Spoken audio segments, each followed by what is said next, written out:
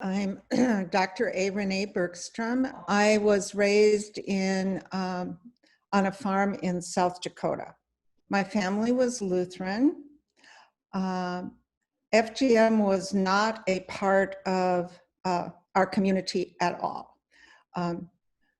My mother was concerned because I was touching myself and my little face turned red, so she took me to a doctor who was Seventh-day Adventist, and he was practicing his religion with a scalpel and cut off my clitoris when I was 3 years old.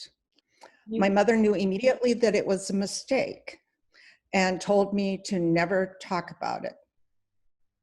And for any child who goes through something like this, the immediate response, emotional response, is feeling betrayed by the parent who should have been protecting you.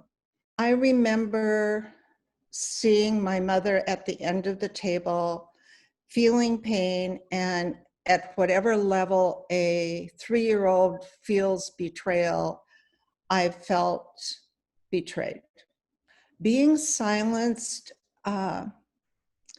plays a heavy load on a young child. So in some ways you lose much of what childhood is about.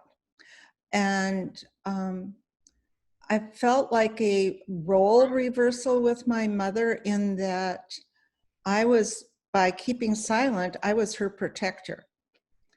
And it did make a difference in our relationship. I actually protected her all of her life and didn't confront her with everything else that happened to me because of the cutting until she was 95 years old. And then we came to terms with everything. She died when she was 101, and we were totally at peace and forgiveness with each other at that time. My clitoris was removed, but some of the sensitive tissue adhered to my inner labia.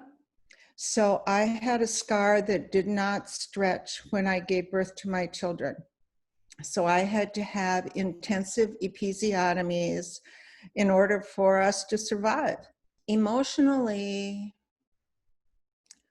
a sense of shame that there was something wrong about one's person.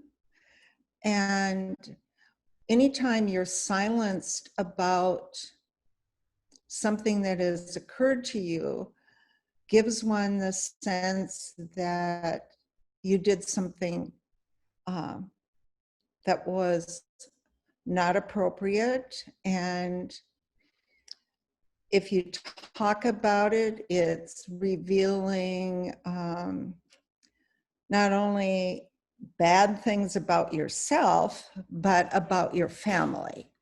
And so that's a heavy burden to carry. And I think it's rather universal for FGM survivors. When I gave birth to my first child,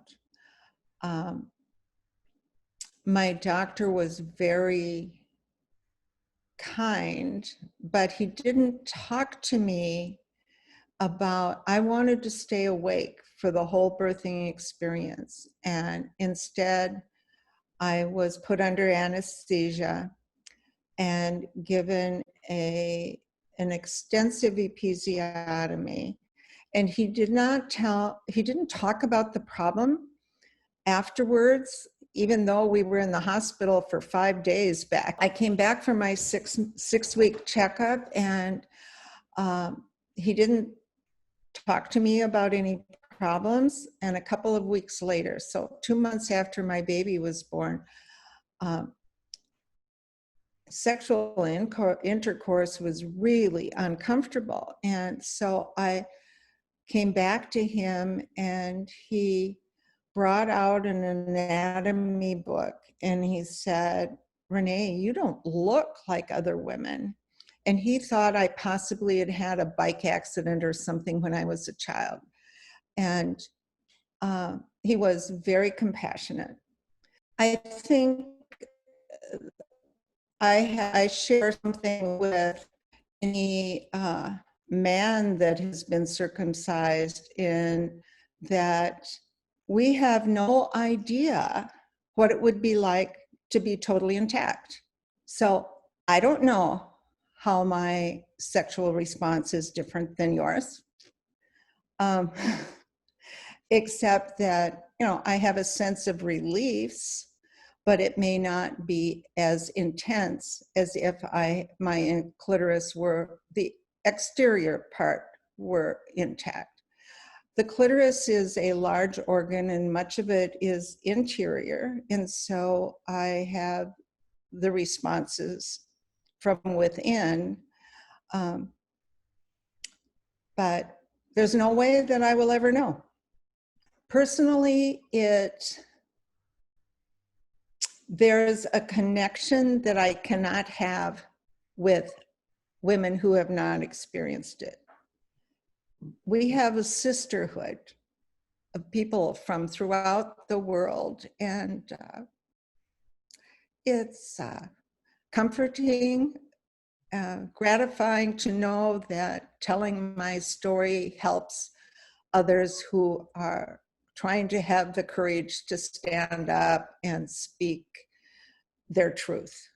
I didn't talk to anybody about this except for my husband until I was around 30 years old. And when I did, I was told repeatedly, do not ever repeat that story. It will ruin your career. In 1981, I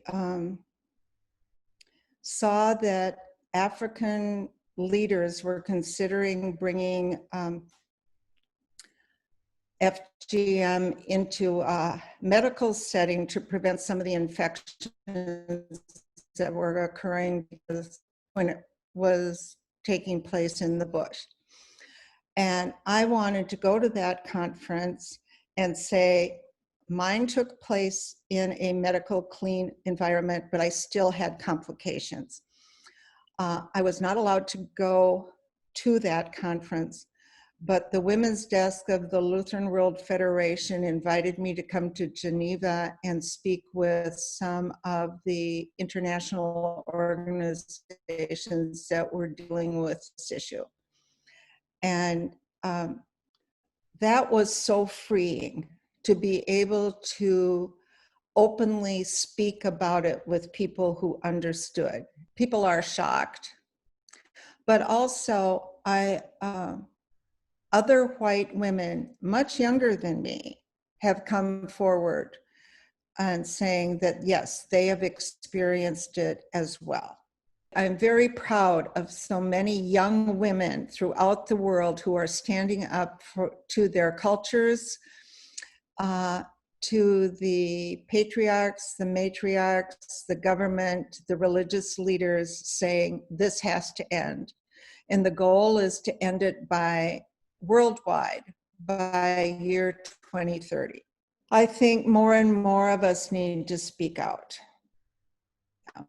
And one of my young white Christian friends, since she has spoken out, a law has been changed in her state, and